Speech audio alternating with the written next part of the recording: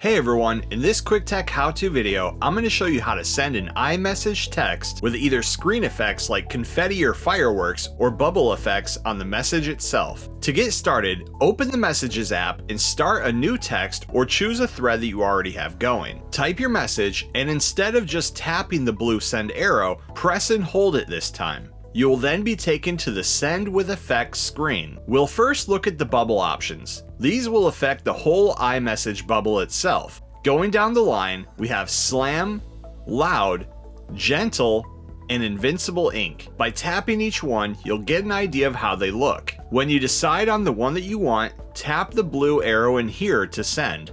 Next, we have Screen Effects. You can view these by swiping left or right through the options.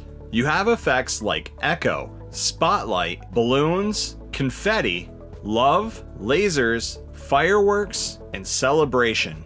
Again, when you find the effect that you want to use, tap the blue arrow to send. And that's how you send an iMessage text to someone with effects. Thanks for watching. Please like and subscribe and stay tuned for more quick tech how-to videos.